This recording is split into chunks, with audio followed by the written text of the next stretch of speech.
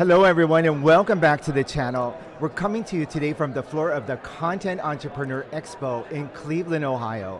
And we're surrounded by some of the most innovative minds in content creation today. Joining me in the studio is Kathy Hester, the creative force behind the popular YouTube channel, Kathy Hester Vegan Recipes. Kathy has been inspiring viewers with her easy and delicious vegan cooking tips, proving that healthy eating doesn't have to be complicated. In our discussion today, we'll dive into a few key points. First, Kathy will share her journey into content creation and the strategies that have helped her grow her channel to 13,000 subscribers with over 500 videos. Next, we'll explore the monetization techniques she's using to earn money from her channel.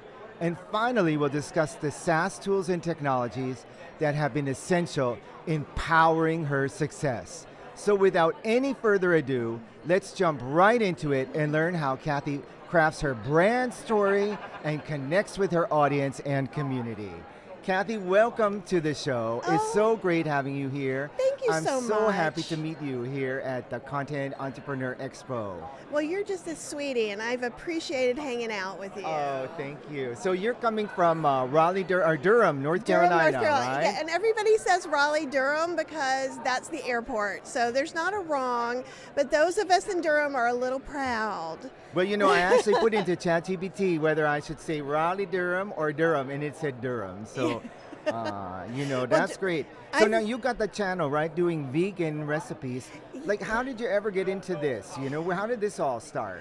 Well, you know, I became vegetarian in 1983, back when tofu was like not a known topic. So I've been vegetarian since I was 18 years old. And then when I got a new job, I've gone through a few things. So I've been a professional musician. I played in the Louisiana Philharmonic. Wow. Then what instrument? French horn. That's what my degrees are in. And so then I became a web developer. I taught myself how to do that.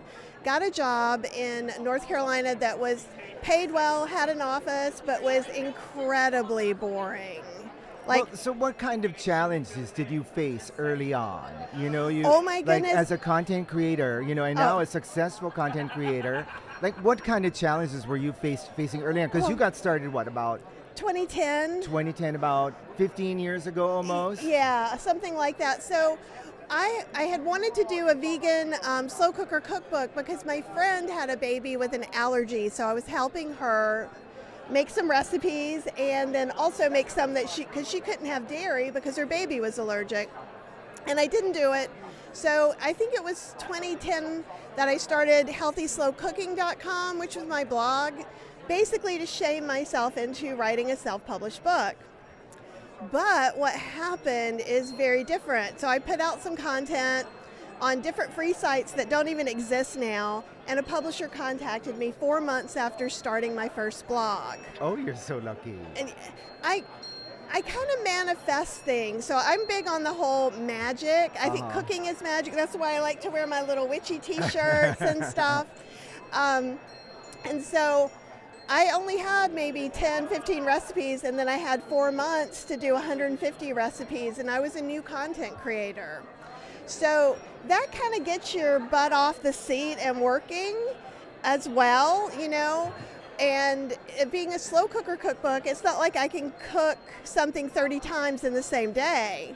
So I actually ended up in that cookbook, I had 20 slow cookers because I was working full time. Goodness, 20 slow cookers 20 in the kitchen. And an 1,100 square foot house at the time. So like the sun porch was all slow cooker territory. Oh my goodness. Well, I mean, you have 13,000 subscribers. I mean, can you tell me what strategies did you use to get to 13,000 subscribers? I mean, certainly 500 videos, one of the strategies, keep making more videos, but I mean, that's a lot and they must love you. So what strategies are you using to get that high a number of subscribers? We were talking earlier too, and one of the things is I consider myself a community builder overall, and I talk to my viewers and I say our community. And in fact, a really good tip for everyone is to make these parameters, these like little parameters. So I'm like, in our community, we do X, Y, and Z. in our community, we don't do X, Y, and Z. And when you lay these out, people do it. What do you mean, like rules for the community? Yeah, well, and it's more of like, oh, we don't tell other people what to eat. But we can suggest recipes that we like. So the vegan community sounds small to those of you who may. Oh no, I'm sure it's very big. Well, but then there's the whole food plant-based community, which seems like the same thing. Oh, see, I don't even know the difference. And this is and vegans usually come to it from compassion and a moral standpoint. Whole food plant-based people are usually older. It comes from you've got a health issue that you're trying to do. So most communities either cater to one or the other. I let everybody in. You want to eat more vegetables and you don't want to talk about meat in my community, you're welcome. That fits in my parameters. So is that your strategy then? You just take more people? You know, No. You have a broader target? I welcome people.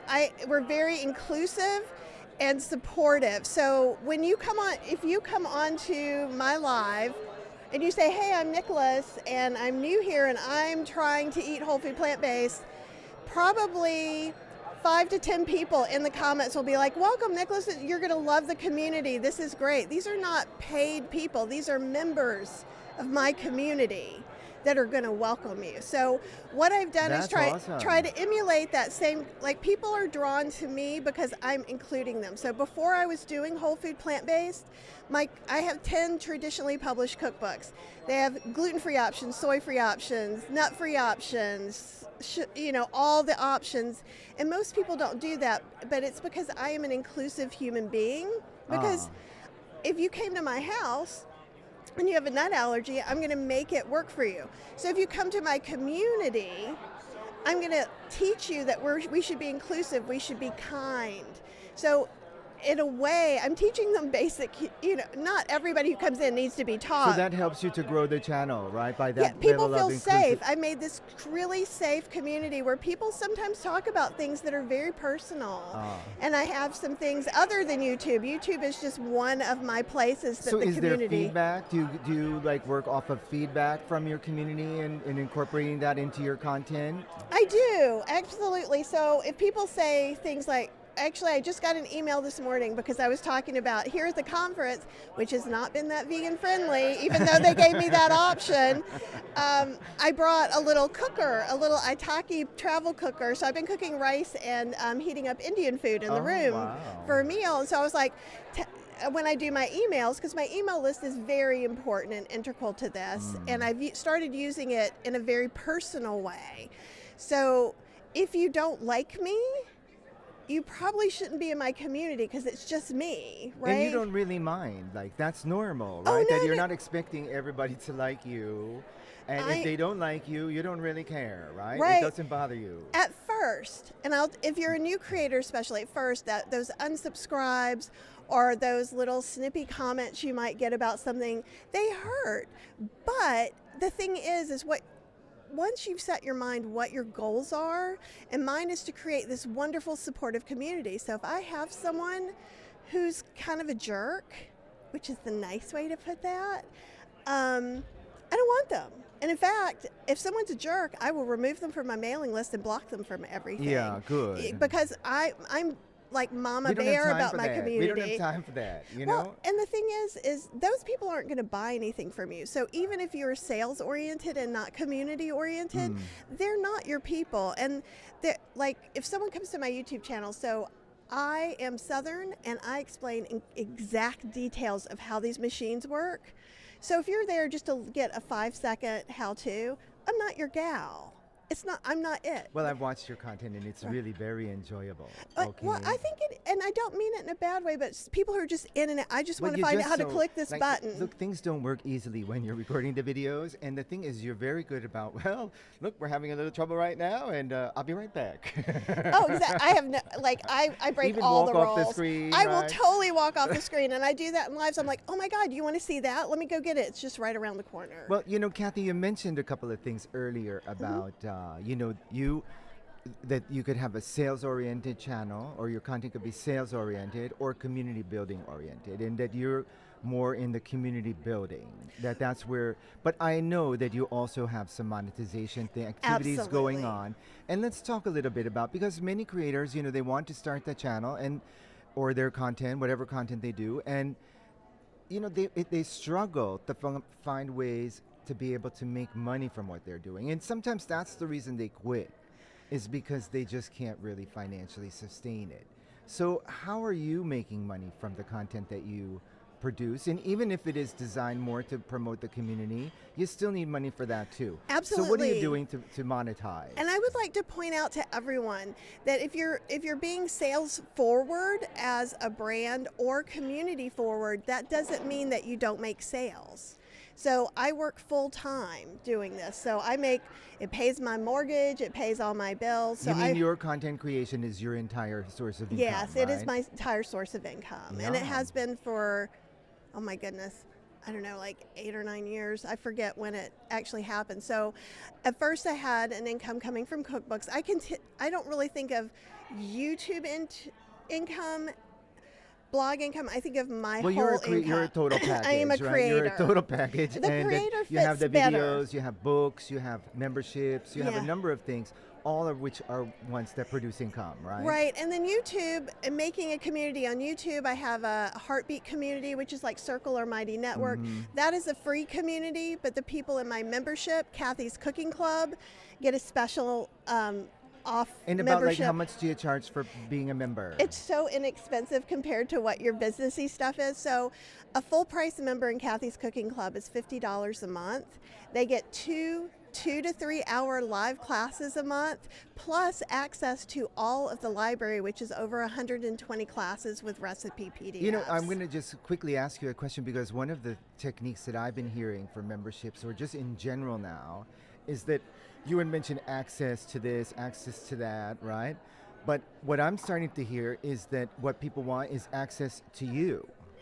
And that's what is a very good monetization technique, is to have a membership that gives people the access to you. Do you do anything like that, where people get access to you? I do. And maybe in the lives, I guess? well, everybody gets access to me in the lives, and usually I go live at least once a week, as much as 3 times a week. For members and non-members. For members and non-members. My members show up. Like they Your show up members in the show up. lives. That's the best kind. And it's kind of funny because they're like, you're the vegan Bob Ross. I listened to 4 hours of your cooking classes while I was driving somewhere, and I'm like, that's really nice, and I'm glad you enjoyed it. And like, people will, on lives, like sometimes I just walk around the neighborhood and answer questions. So they have my email address. I answer questions on all platforms, and that's how, when I first started my first cookbook, that's how I did it. So one of the things I would say kind of about growing your audience too is look for things that people are missing, where your people are falling through the cracks that aren't being served. So I didn't know anything about books when I was starting my book, right? I didn't know about blogs. I didn't know about anything. But I was on Goodreads. Goodreads had a community that was a vegan slow cooker community. So I went and answered questions while I was doing my book. So it gave me information to help me write my book. It gave me a name, right? And so I did that with different things. And people don't read the front matter of cookbooks, and I didn't know that the first time. So I said, use a 4-quart slow cooker. Well, if you use a bigger one, a smaller one, I explained how you can tailor these for an old one, a new one. No one read it, so everyone's like, it failed, it's really watery, it failed, it burned, and it's like, and so first it hurt my feelings. Then I was like, I searched Twitter for 2 years every day looking for my name, and I answered and help people troubleshoot what was going on. And so a marketer actually did a newsletter, because she was one of the people that failed. She was like, I was really disappointed. I'm like, oh, well, let's fix this. I can help you. And this is all free. You're not charging for any of this. No, Like, you sign up for a consulting appointment or anything. I'm building you just, like, my help authority. The people out, right? And maybe that's a great thing to think about, because before you can charge money, before people are going to come to you, they need to know you're an expert, and you have to show them that in whatever way you show it. And like I say, show it the easiest way that you can, which is, I can answer questions all day. You can tell me you have some weird tomato allergy, and I can turn my pasta tomato sauce into a red bell pepper. That's magical to you, but not to me. but who are you going to come to next time? You're going to watch all my content because I helped you personally, and you're going to tell your friends. And so I went from being someone who had no platform to usually people get a book after they have a platform and build their platform. I built my platform on books and on this information. But well, so let me just, I want to just zero in on the monetization, right? Okay. So you are like, you have the YouTube channel with 13,000 subscribers. You probably monetized on YouTube, so you get some I do get some ad revenue. From, it's not like that's not a big amount. That's not paying your mortgage. No, okay? it's probably. So where are do you getting? Want numbers? Okay. If you want to share, I don't you can. care. But I make about $500 a month on YouTube ads doing nothing. It's more when I go live more, it's less. Or if something gets picked up and kind of, like right now I have a lot of Ninja Creamy content, which is an ice cream machine. So do you get links from that? You get yeah, I have affiliate links up on YouTube. That. So you're doing the YouTube ad revenue. You get the affiliate links. And I have then you have books, right? Yeah, I have books. Traditionally published books, typically you'll get a 10% royalty. That's about average, and that's $1 a book. So even though I've sold 150,000 books. 150,000 books, yeah. Congratulations. That's you. Really amazing. On each book or? No. Even if I did, that's so, no.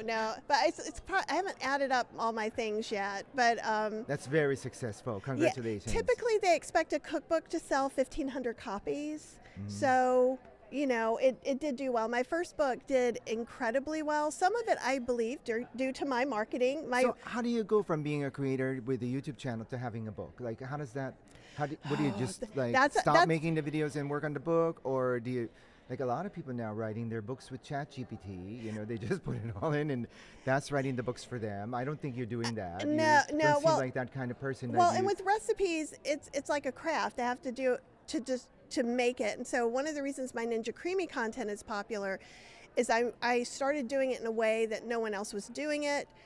And I introduced it to my whole food plant-based no oil community, which didn't really have that kind of thing. And so I am the expert. And so you're Miss Ninja Creamy now? I am. Yeah, look at that. I did see that big video on your channel. It's purple background. It's yeah, lovely. That's a new one. Yeah, but I think my biggest video, and I may be misquoting this, but I think it's usually I get about 2,000, 3,000 views, but this one has like 85,000 views, and it's like me putting bananas in a thing and showing people how to use this machine. If you're sharing the numbers, and you don't have to answer, but so what would you say would be your average income per month now from all of your monetization activities? It's easier per year, but I do make 6 figures. 6 figures per year? Yeah. That's awesome. And that's what I've built up to. There were times that I was pretty much making 70 to 80 on lower years. So, I mean, it's still, so I left my job and I've been making more money than I was making at my job. Well, that's awesome. And, I want to switch to the third point that we were going to talk about, and that is, how to increase your productivity with different tools, SaaS tools or productivity tools. And I'm sure that you would be classified as a solopreneur, right? Oh, absolutely. You don't have a huge team. Maybe you have a VA or some assistants. I'm so allergic to working with other people. Oh I did it for a hot minute. My wife though does some things for me and is part of the business, but she's not fully in. We're hoping in the next 2 years that she will be a full-time employee. So these type of people like you normally will leverage off of some tools. Oh, absolutely. And what kind of tools are you using in your content creation and monetization activities? My number one tool is Ecamm. Oh, I love that too. And that's my absolute favorite. And I've been using it for years. So now it's a monthly fee, but I bought it when it was a one-time fee and upgraded. I just on the annual plan, but still, I didn't mind paying for this. No, it's I amazing. get a lot out of it. It's amazing. So it's a video program, and it is Mac only. Live streaming. It's good for recording as well. I do all my recordings with it. So for me, doing food videos, so I have a multi-camera setup. So I have a camera in front, a camera overhead, a camera to the side. I'm going to have a camera at the sink sometimes. And so what it helps me a lot is I'm kind of pre-editing. before I hand it over to Cheryl. Exactly, So I'm just yeah. switching to these different things. You can record multiple angles at the same time and pull that into Final Cut Pro. Well, because you're doing, video, of course you would be having some video tools. I presume you maybe even have some other ones, like a YouTube Buddy or I have TubeBuddy and vidIQ, vidIQ. both. What else you got on the list? Well, of course I use Canva, right? I use Canva and PicMonkey some. I also use, the Adobe Suite. So I do Adobe Suite.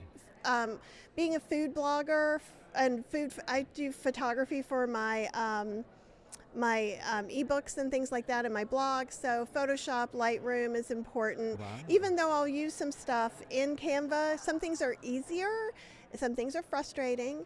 But so sometimes I find a little multitude of tools works well. WordPress, because I started as a blogger in 2010, I have healthyslowcooking.com and plantbasedinstantpot.com. So several websites, right? Yeah, so I use and you WordPress. maintain all this yourself, right? Oh yeah. WordPress, right? And WordPress. then maybe like, what do you use, Elementor or right now Beaver I'm on Genesis, but I'm going to be going to Cadence is the platform. Genesis was really great, but it's kind of not being as maintained. And I've been hearing Cadence is like, so if you have WordPress, you have a theme, and then you might have a child theme. So there's some in-betweens like Genesis, Cadence, GeneratePress, and that's the in-between. So it gives you a layer of really cool tools that you can use and integrate in. Yeah. So, and then I use Restored 316 themes, which are kind of feminine themes. So if you're a gal out there, they just look really nice and businessy, but they don't look all like corporate, whatever. I'm trying to think. I use so many different. I use ChatGPT. I use Claude some. So, but like you mentioned a little bit about AI, and that is the hot topic. So, maybe we should take a moment to just explore how are you incorporating AI into your content, into your sales or community building activities. Absolutely. So one of the things that's really cool, I'm actually taking AI to 100K with Brittany Long, and she has a $9 a month membership, which is the AI Copy Club, and I would recommend her highly to anyone. Can you explain that? I don't understand going to 100K. What do you mean by that's that? just the name of her course. Oh, I thought AI to 100K. Oh, okay. And so $100,000 a year, I guess. Yeah, right? and so, but one of the things she has is she's helping with prompts. Like we talked a little bit yesterday in the ballroom about prompts, and you don't want to just do the prompts, but also you want to make your own mini-me, Yeah. Well, it's dancing with the AI in a way. It is. And so what I've been doing with her is like, so she'll give us some prompts that we can work with. It's been much longer prompts than I would have normally done. Yeah. So it's like, here's the prompt to define your audience. So you get AI to help you define your audience. Then you use that audience definition and you get them to help you write a sales page for that audience. Yeah, or the content, and it really keys it right in, right? And so I was shocked because I feel like I know my, I feel like my audience is my baby. I know who has food allergies. I know who, I know them. However, it bubbled up some pain points that I had never thought about. And so I think AI as a tool is an amazing, amazing resource. AI as a cheat is never going to get you anywhere. Yeah. And so I think that's, if you're writing your whole book, and there are people, unscrupulous people, who would write a Ninja Creamy ebook using AI, using those recipes that are not tested. I have a team of testers I've had for 14 years. So if they're trying things, they help me improve things. Even and I've written 2,000 recipes, I will make mistakes. So what AI is doing is pulling from all these things and kind of guessing. And no matter what your field is, if you are a video coach or if you're a business coach, it's gathering information from other people. So that's really great to cut research down, but if you don't put your own voice in the mix, if you're not actually being present for the people you're writing content for, then it's cheating and it's not helping anyone. And you won't sell anything if you don't put yourself on the line. I mean, I agree with everything you say, all right, and I would just add that for some people, the AI experience is new and it's something that's overwhelming and really like a little bit uncomfortable to just get into. And I know you're talking about some like relatively like advanced things because you've been dancing with the AI for a while. But I think for some of the folks, and I've met many of them here who still have resisted the AI jump. And I think that I told them, look, I hope you come away from this conference with a different perspective because you want to jump in. And you don't have to jump into the deep end. No. And even if you are just starting and looking and, getting what comes out and not really dancing yet, you're just pushing some buttons and seeing what's coming. It's so amazing, and it's still like a good start. It shouldn't be something that you can't. And I do agree. I agree absolutely. Because starting is the hardest part, right? And here's the thing that I would say, and this is how I started. I wasn't in any fancy learning environment. I said, give me 17 titles for a blog post. Yeah. I use it. Start using it for short things ideation. Yeah. Before you and your fancy words. Before I'm just creation, yeah. Right? Or I'll do an email subject, and in fact, what's really great with email subjects, it'll put some emojis in, which in my field that is really helpful to get people's eye in your email box. And so I was like, it reminded me, I haven't been doing that in a while. And it's going to come up with some really silly things, and you're going to be like, this thing is stupid, but do 20 more. I never do give me an email subject for this. I go, give me 20 email subjects. And I pick one part and another part. And so just think of it like a game and just go slow. Don't have it write you a blog post. There are some things, chat GPTs, which are like series of questions and things that have already been compacted in. So if you're brand new, go in. You have to have a paid chat GPT for that, but go in and look up like blog posts. Like there's several that are like SEO blog posts. Now, would I ever use it just as is? No, it's not my voice. People want my friendly mom voice, my mama voice, right? They want you definitely have to take what you get and sort of massage it, customize but it saves to so you. much time. Oh my God, it's like 10 times what you're saying. Why not we all have shitty first drafts, right? No matter how good you are, you're going to see your first draft is shitty. Why not let somebody else do it? I did for a while have a VA, and I was getting really shitty first drafts. And now I'm like, I'd much rather do this myself because I can direct it, chat GBT easier for me. For sure. And, it's only going to get better. There's some of the takeaways I have from the conference, some of the people talking about AI, was they said that when the AI is already much more capable about where it is now. They just couldn't release it at full strength because people couldn't adopt it. So they really needed to, just like take it slow. So the point is that there's going to be a lot more AI capability coming in the future. So start adopting it now, because if you wait, that was the reason that they didn't release it. So it's going to be even harder to just jump in when it's super full strength. But it's a different way of thinking about things. But you mentioned one thing, and there was another takeaway from this conference that I wanted to specifically ask you, because I'm not a book writer. I realized that the content where I make the most revenue from is actually written content. And I met so many writers here at this conference. This is an older set. Many people I'm meeting are older, or over 50, and many of them were producing content before it was even the thing to be a content creator. Right. You may be part of that group too if you've been doing this for 15 years. Yeah. So I guess my question is, can you talk a little bit about what it's like to be doing written content? Because everybody going towards video content and everything like that. What is it like in the world of written content, like blogs or maybe features in magazines or books, website copy? Tell me a little bit about that environment and how that works for you. Well, since I started off in that, it's a very important part. So since Healthy Slow Cooking started in 2010, it has a lot of domain authority. So that means when I post something, you rank well, right? Well, I don't know if it means I write well. It means if I rank in the Google searches. I rank okay. Yeah, I've got some things just from age, and because Google knows a little bit. Like I would say, if you're doing websites, if you're doing especially blog kind of content. And even if you have a website, you probably have a blog element where you're connecting with your audience, on a regular basis.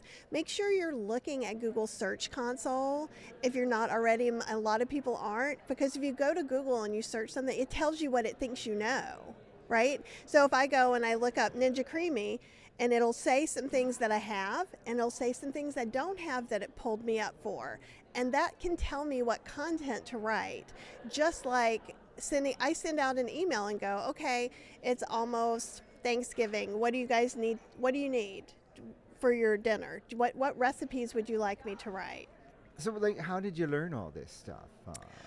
I have been going to blogger conferences for a long time, probably since 2011. I think that in more general, the point is that, you seek out to get education, right? You don't try to figure this all out on your own, right? You sign up for online courses. I do some online courses. Okay, so conference. When we go back to when I switched from being a musician to being a web developer, I taught myself off Google, and then I got a job. So I'm that tenacious person. So when I did that, I literally spent 14 hours a day on the computer for 6 months. Yeah.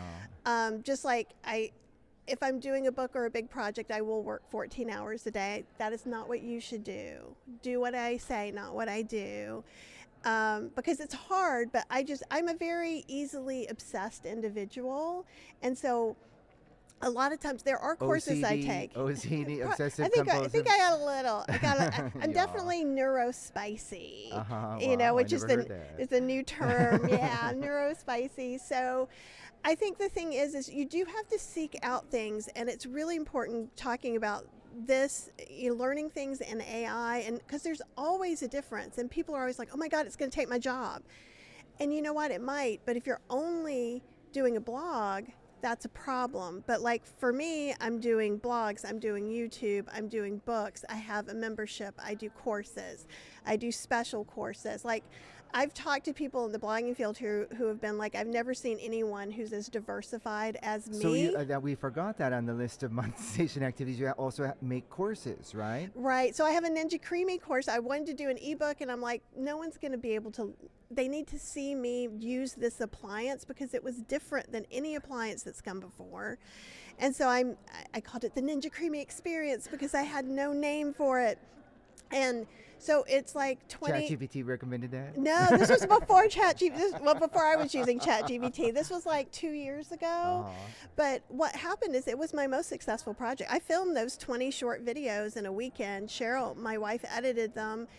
And then I worked on the ebook and gave people, just like now, actually, I have a pre-order of my ebook. So I've sold $2,000 worth of ebooks that I'm working on that will come out later. So it can help you decide if your project is viable. But I was this could just be a wasted weekend, but I can at least put it on YouTube and my blog if nobody wants this product. I had no idea. And in that 2 months, I made $70,000. Oh my goodness. It's my most profitable product ever. How do you go from, having these ideas for having a course or an ebook or even a book, how does that, is there a software tool for that? Do you need an agent for your book? If you're doing traditional, what are you doing? Great. Traditionally publishing, it is helpful to have an agent. I did not have an agent for my first book, but because my first book was so successful, it was easy to get me an agent.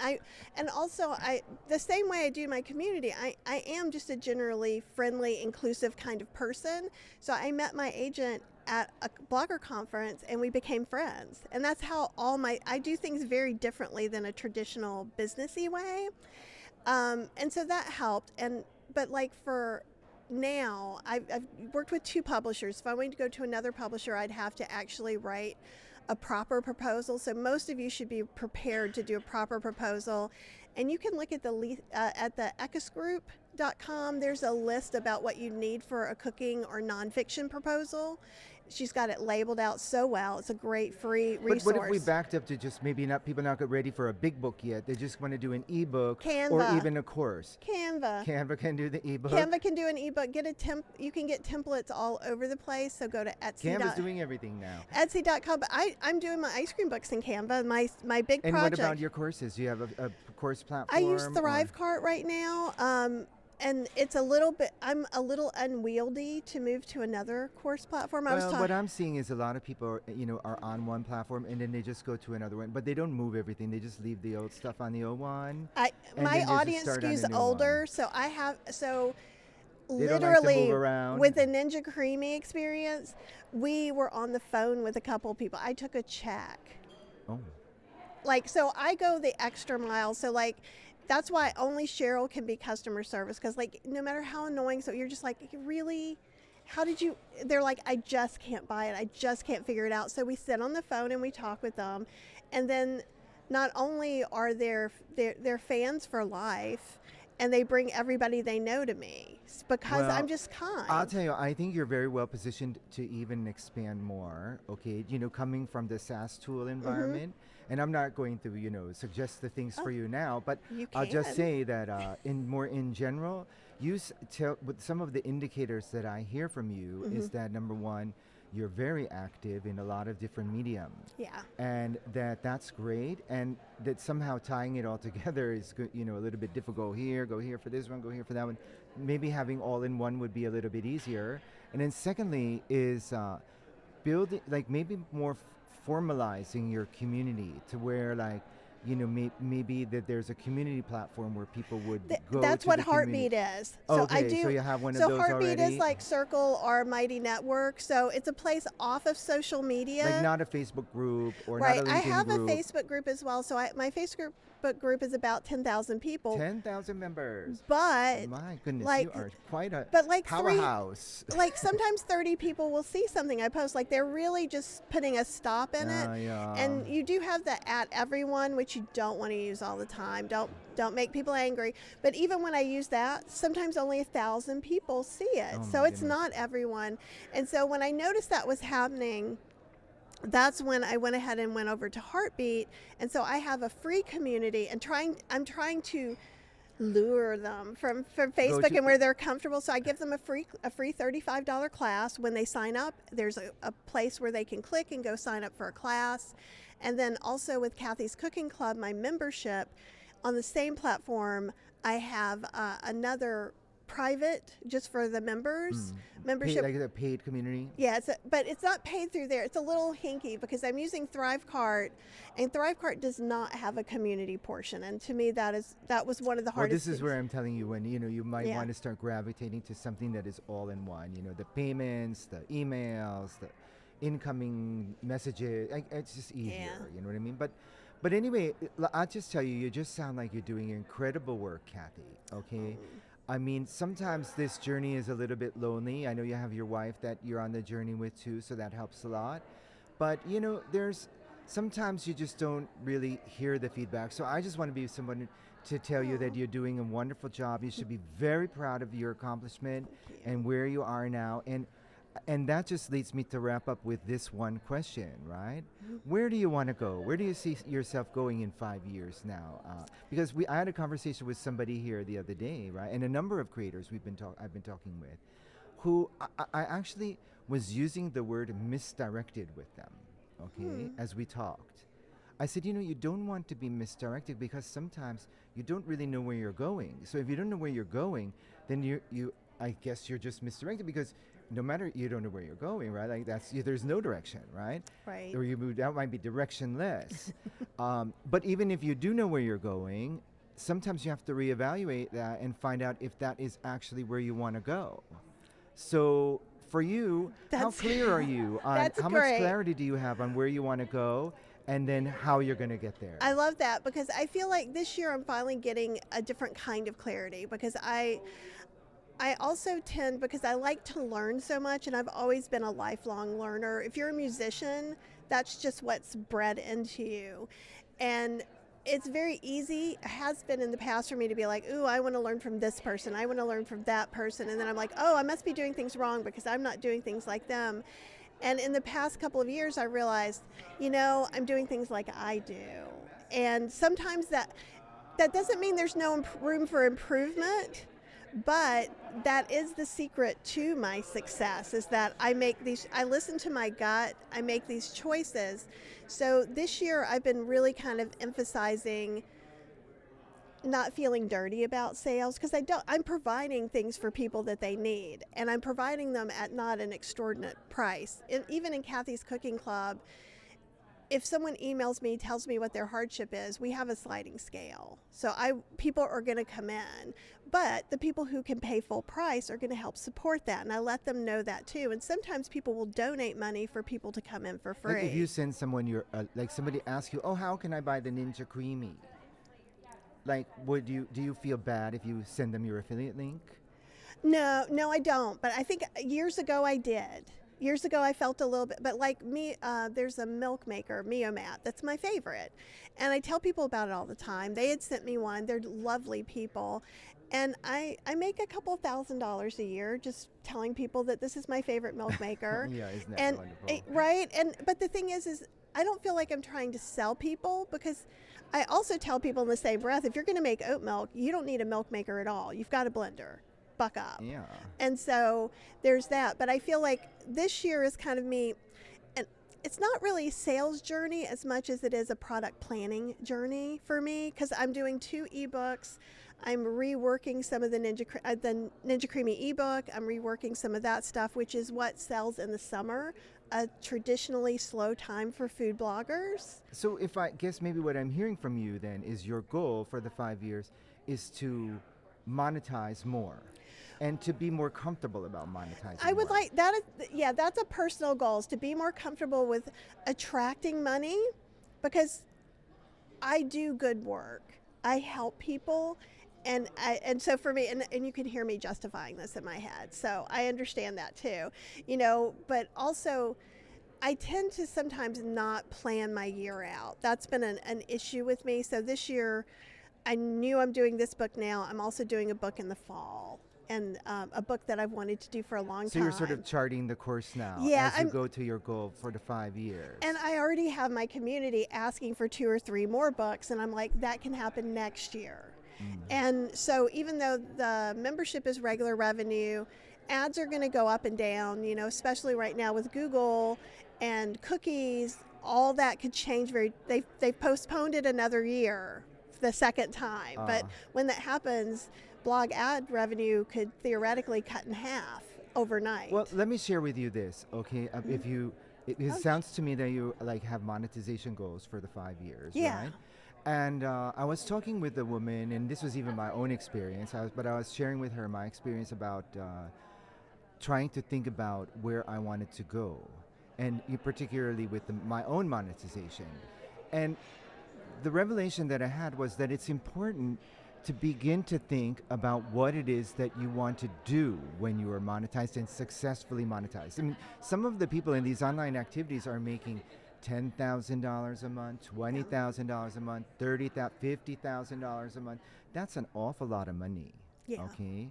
And to be able to understand what you are doing with that money and why you even working so hard to get it. Like, if I had $60,000 a month, you could say, oh, I'm going to just sit on the beach somewhere and enjoy myself. Well, that $60,000, you're going to maybe only use $10,000 for that, okay? Then you still got another 60 coming the next month. You have to start to think, like, what is it that I want to do with this? And I'm not sure, you don't have to share that with me, and that's a rhetorical question, okay? But I want to just say the fact that you have to have that. And if you don't have that in advance, you're never going to reach your monetization goals, because you just don't, again, you're misdirected, or you don't have the direction.